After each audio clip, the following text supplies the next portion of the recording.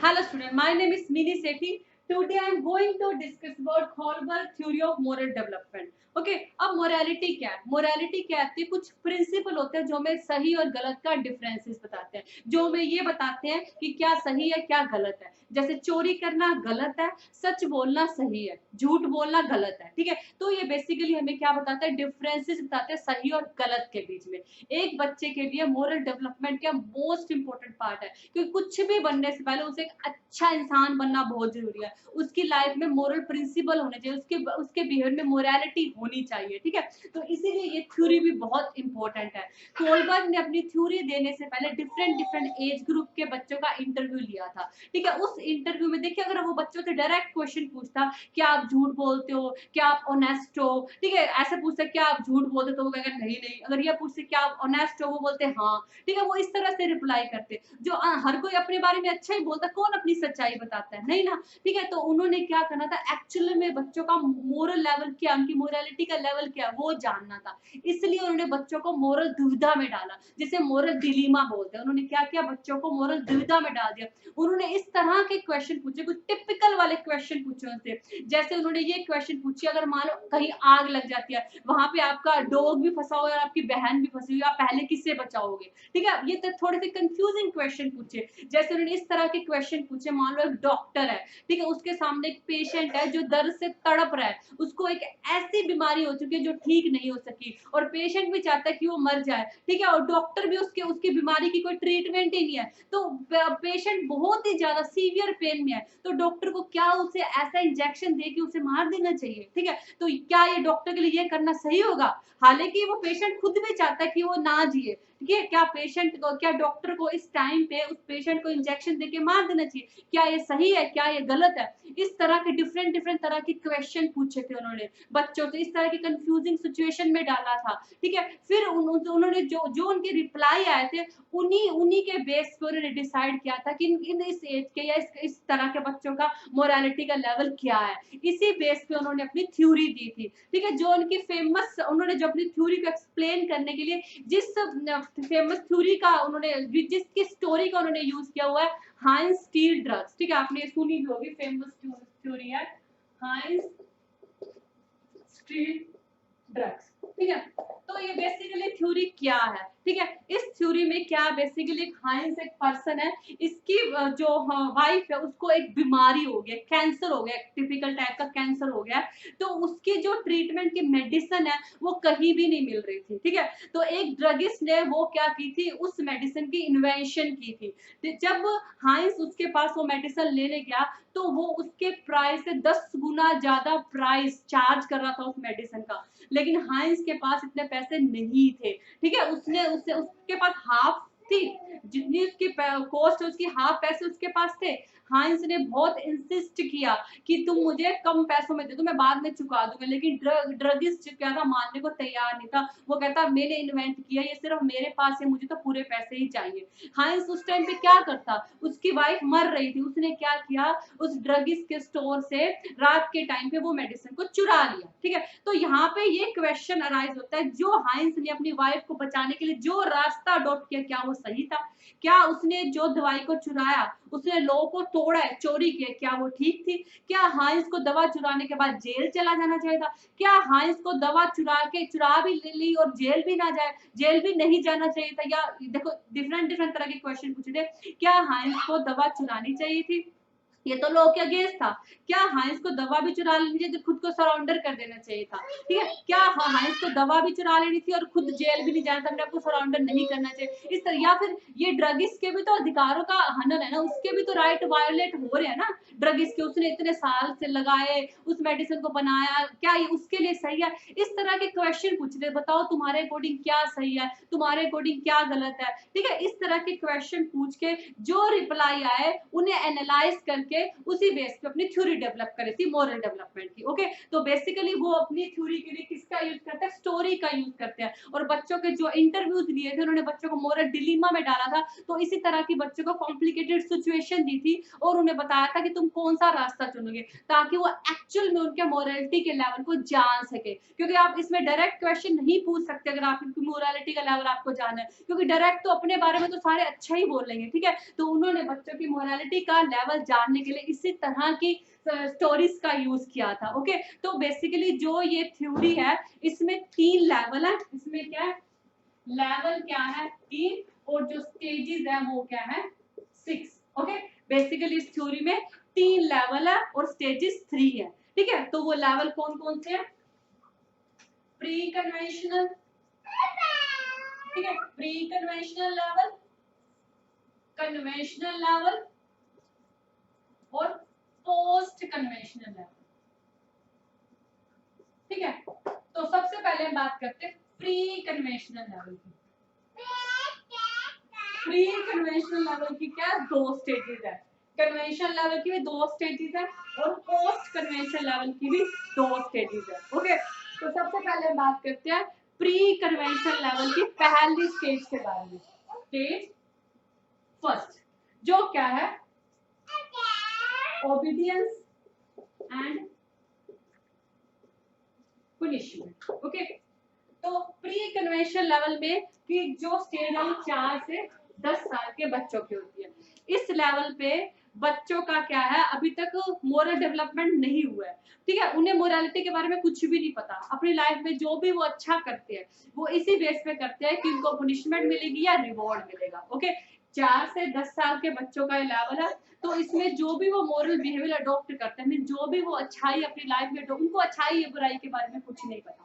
वो जो अडल्ट, जो उनके माता पिता, जो उनके टीचर्स हैं, जो उन्होंने, जो उनके उन्हें जो बताते हैं, जो सिखाते हैं, वो उनको ही सही मानते हैं, ठीक है। ओबीडियंस और पनिशमेंट में वो क्या मानते हैं कि जो उनके पेरेंट्स ने या जो टीचर ने उनके लिए जो रूल बना दिए वो फिक्स है, वो एब्सोल्यूट है।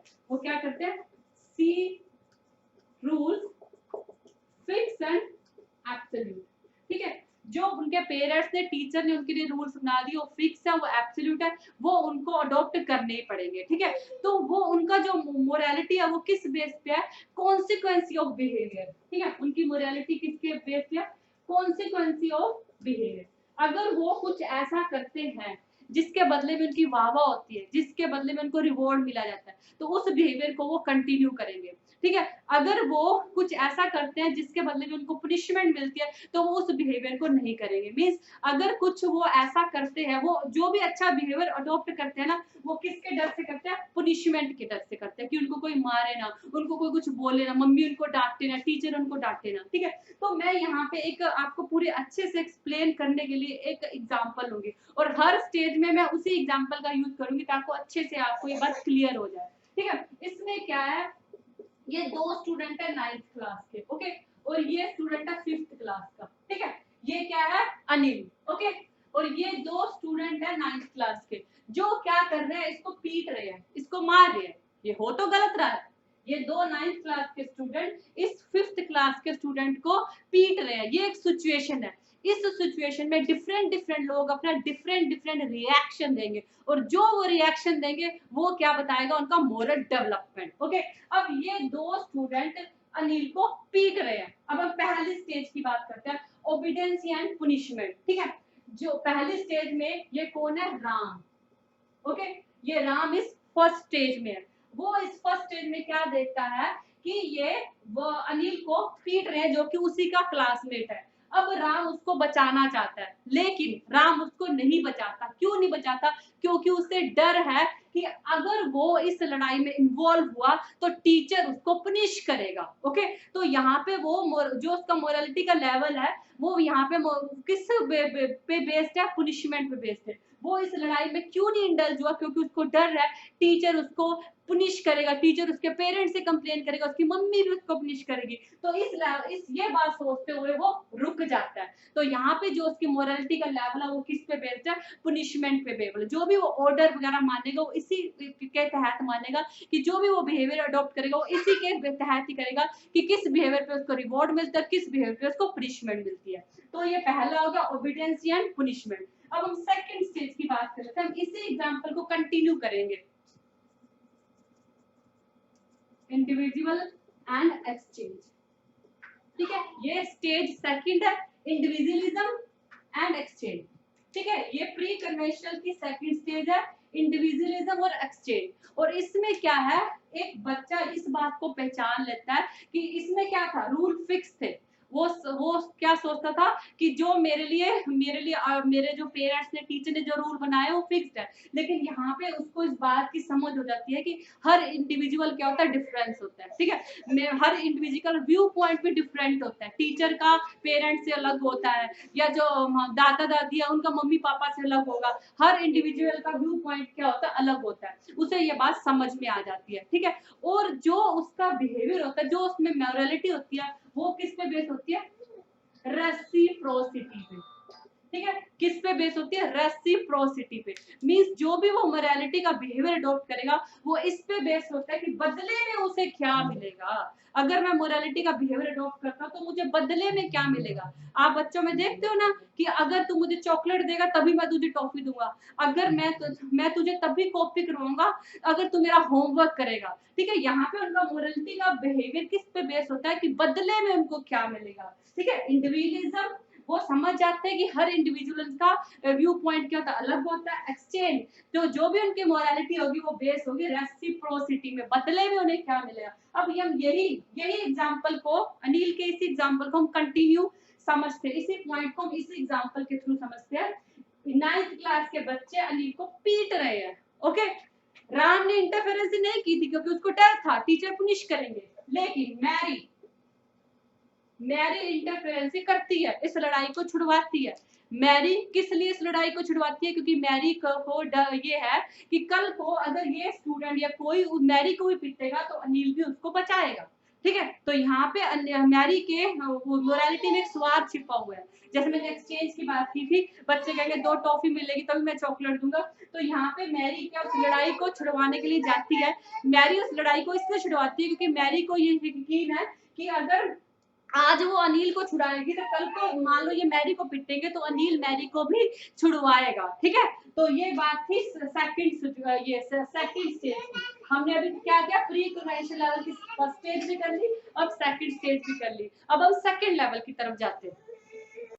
अब हम बात करते हैं कन्वेंशनल लेवल। पहले हमने प्री कन्वेंशन लेवल की बात करी थी, अब हम कन्वेंशन लेवल की बात करते हैं। इससे हम सेम एग्जांपल को कंटिन्यू रखेंगे कि कौन सा एग्जांपल कंटिन्यू रख रहे थे, 9th क्लास के 2 स्टूडेंट 5th क्लास के बच्चे अनिल को पीट रहे हैं। ठीक है, इस सिचुएशन में जो रिएक्शन होगा उसी बेस पे हम मोरालिटी को जज करेंगे, मोरल बिहेवियर को जज करेंगे। ओके, कन्वेंशनल की भी 2 स्टेजेस हैं। ठीक है, तो इसमें क्या है, ये जो स्टेज है 10 से 13 के बीच में होती है, और इसमें मेन फोकस के इसमें बच्चे क्या करते हैं, इसमें पीपल किस तरह का बिहेवियर अडॉप्ट करते हैं, वो क्या करते हैं, फॉलो करते हैं सोशल नॉर्म्स को, सोशल ऑर्डर को। किसमें वो फॉलो करते हैं, किसे follow, social norms and order. Okay, कैसे फॉलो करते हैं, ठीक है, वो हम सीखेंगे 3rd और 4th स्टेज में। पहले हम बात करते हैं स्टेज 3 की। ओके, स्टेज 3 क्या, इंटर पर्सनल रिलेशनशिप। ओके, यहाँ पे हमारा मोरल बिहेवियर बेस्ड होता है इंटरपर्सनल रिलेशनशिप पे। ठीक है, यहाँ पे बच्चे क्या है, गुड बॉय और गुड गर्ल बनना चाहते हैं। ठीक है, उनके टीचर बोले ये तो बहुत अच्छी लड़की है, ये तो बहुत अच्छा लगा, उनकी मम्मा बोले मेरा बच्चा तो बड़ा प्यार, उनके पापा बोले मेरा बेटा है, बेटी तो बहुत प्यारी है। इस तरह का टाइटल अपने नाम के आगे लगाना उनको बड़ा अच्छा लगता है, इस तरह के वर्ड सुनने उनको बड़े अच्छे लगते हैं। ठीक है, वो सोशल रिजेक्शन को बर्दाश्त नहीं कर सकते, कोई उनको बुरा कहे, कोई ये कि तू तो गंदा लड़का है, तू अच्छा लड़का नहीं है, इस तरह के सोशल रिजेक्शन को वो बर्दाश्त नहीं करते। वो क्या करते हैं, सोशल एक्सपेक्टेशन पर रहना चाहते हैं, वो कहते हैं focus on living up social expectation. वो क्या करते हैं, focus on living up social expectation, समाज के लोग उनको अच्छा बोले, अच्छा लड़का या अच्छी लड़की, इस तरह के वर्ड्स यूज करे उनके लिए, कोई इनको बुरा ना कहे, कि कोई ये ना कहे तू तो बिल्कुल बुरा है, तू बिल्कुल बेकार है, सोशल रिजेक्शन को नहीं बर्दाश्त करना चाहते हो। ठीक है, इस एग्जाम्पल के थ्रू हम समझेंगे। ठीक है, इसमें सोनू, ठीक है, वो चाहता तो है कि अनिल को ये 9th क्लास के बच्चे पीट रहे हैं कि वो इंटरफेरेंसी करे, लेकिन वो नहीं करता। वो देखता है कि मैं क्यों इंटरफेरेंसी करूं, ये और लोग भी तो खड़े हैं यहाँ पे, और बच्चे भी तो खड़े हैं। ठीक है, वो तो तमाशा देख रहे हैं, अगर मैंने इंटरफेरेंसी करी तो ये मेरे बारे में क्या सोचेंगे, क्या कहेंगे। ठीक है, इस डर से वो इंटरफेरेंसी नहीं करता, वो ग्रुप्स के नॉर्म्स को फॉलो करता है। जैसे और लोग तमाशा देख रहे हैं, कोई लड़ाई नहीं छुड़ा रहा, वो भी उनके बीच में जाके खड़ा हो जाता है, वो कुछ नहीं करता, क्योंकि उसको डर है कि दूसरे लोग उसके बारे में क्या सोचेंगे। ओके, क्योंकि वो क्या करता है, सोशल नॉर्म्स को फॉलो करता है, जैसे ग्रुप्स के अदर लोग करते हैं वैसा ही बिहेवियर करता है, उनसे अलग नहीं जाना चाहता कि कोई उसको डिसअप्रूव ना कर दे। ओके, तो वो सोसाइटी के अकॉर्डिंग ही बिहेव करता है। ओके, तो ये तो हो गया इंटरपर्सनल रिलेशनशिप। इसकी जो स्टेज 4 है, ठीक है, स्टेज 4 क्या, मेंटेनिंग सोशल ऑर्डर। ठीक है, मेंटेनिंग सोशल लॉ में क्या, focus on maintaining law and order. ठीक है, हम किस पे बात करते हैं, focus on maintaining law and order. जो सोसाइटी के लॉ बने हुए, जो सोसाइटी के ऑर्डर बने हुए, हम उन पे चलते, हम उनके अगेंस्ट नहीं जाते। हम क्या करते हैं, जो सोसाइटी के नियम कानून बने हुए ना उनको फॉलो करते हैं, उनके अगेंस्ट नहीं जाते। अब इस एग्जांपल के थ्रू आप समझो, एग्जांपल के थ्रू आपको क्लियर हो जाएगा।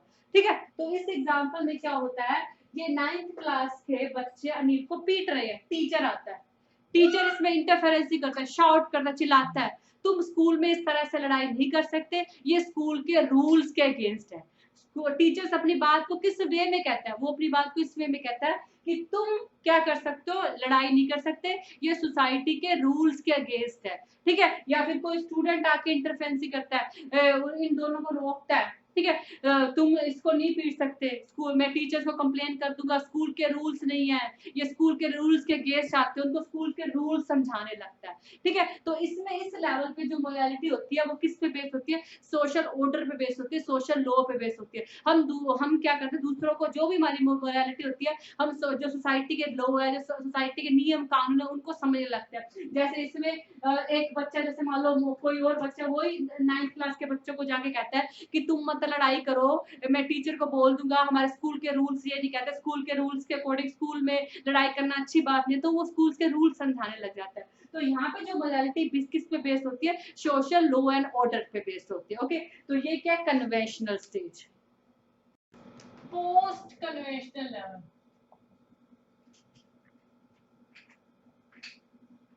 ठीक है, पोस्ट कन्वेंशनल लेवल क्या होता है, पहली है 4 से 10, फिर 10 से 13, अब 13 प्लस 13 से अब मिडल अडल्टहुड में आ जाएगा, या फिर लेटर अडल्टहुड में आ जाएगा, या फिर कभी नहीं आएगा। मैं ऐसा क्यों कह रही हूँ, मिडल अडल्टहुड में आ जाएगा, लेटर अडल्टहुड में आ जाएगा, या फिर कभी नहीं आएगा। कभी नहीं आएगा, मेरा कहने का मतलब है कि आना होगा तो मिडल अडल्टहुड या लेटर अडल्टहुड तक आ जाएगा, या फिर ये लेवल कभी नहीं आएगा। क्यों, क्योंकि इस लेवल को हर कोई अचीव नहीं कर सकता। ठीक है, कुछ ही 10% लोग इस लेवल को अचीव करते हैं, हर कोई इस लेवल को अचीव नहीं कर सकता, क्योंकि हायर लेवल ऑफ मोरालिटी होती है। मोरालिटी का एथिकल प्रिंसिपल का सबसे बड़ा लेवल होता है। ओके, तो इसमें जो हमारी जजमेंट होती है based on self chosen principle. कोई हम सोशल ऑर्डर नहीं देखते, कोई पर्सनल रिलेशनशिप नहीं देखते, कोई सोसाइटी नहीं देखते, जो मेरी आत्मा की बात है ना, जो मेरी सेल्फ चूजन प्रिंसिपल है ना, जो मोरालिटी पे बेस्ड है, जो ह्यूमन वैल्यू पे बेस्ड है, मैं उसी बेस पे डिसीजन लेती हूँ। ओके, तो ये जो बेसिकली किस पे बेस्ड होते हैं, ह्यूमन राइट्स पे, ह्यूमन जस्टिस पे जो बेस्ड होते हैं प्रिंसिपल, जो मेरे सेल्फ चूजन प्रिंसिपल है, जो मेरे अंदर की आवाज है, उसे सुनकर मैं सारे डिसीजन लेती हूँ। मैं कोई सोशल रिलेशनशिप, कोई सोसाइटी, कोई रिश्ता कुछ नहीं देखती, मैं मेरे जो खुद के प्रिंसिपल है मैं उन पे चलती हूँ। जो मेरे खुद के प्रिंसिपल किस पे बेस्ड है, जस्टिस पे, सबको न्याय मिले, सबके राइट्स इसमें कंसीडर किए जाते हैं। ओके, तो इसमें क्या स्टेज 5th आएगी। ओके, स्टेज 5th में आएगा social contract, social contract and individual right. इसमें हम उसी एग्जांपल को कंटिन्यू रखेंगे। ये 9th क्लास के 2 बच्चे अनिल को पीट रहे हैं। ओके, इसी एग्जांपल को ही कंटिन्यू रखेंगे। सोशल कॉन्ट्रैक्ट, इंडिविजुअल राइट, ठीक है। वो कहते हैं लॉ आर इंपॉर्टेंट, ठीक है, लॉ आर इंपॉर्टेंट, जो आपने रूल्स एंड रेगुलेशन बनाए हैं वो इंपॉर्टेंट है, but member of society should be agree upon that. But if member of society should agree upon that, ठीक है।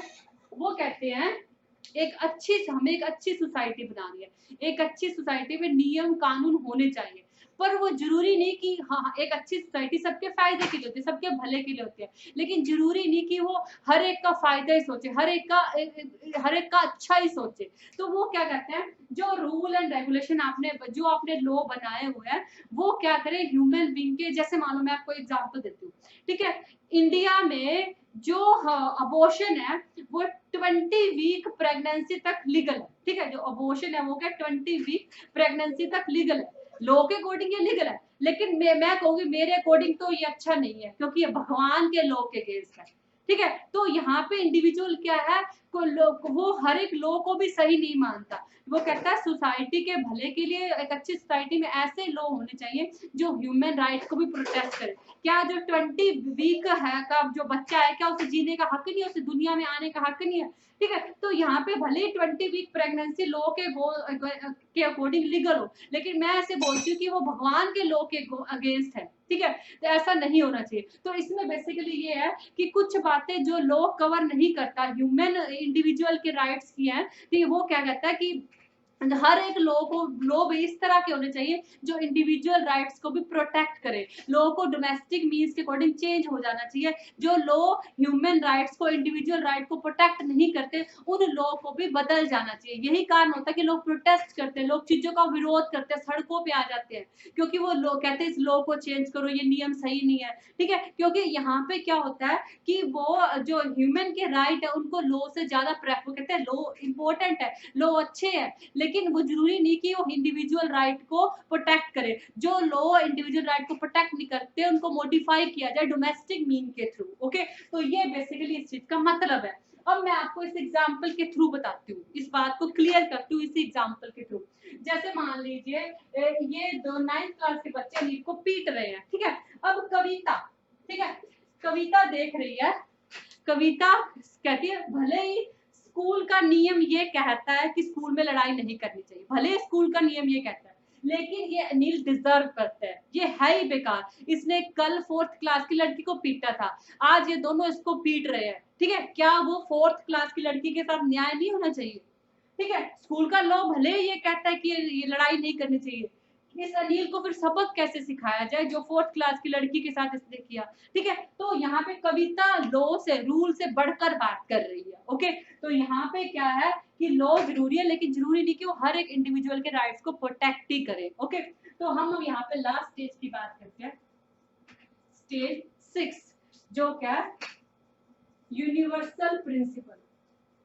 यहाँ पे हम यूनिवर्सल एथिकल प्रिंसिपल को लेके बोलते हैं। हम यहाँ पे सबको न्याय दिलाने की बात करते हैं। यहाँ पे क्या, moral judgement is based on self conscience, ठीक है।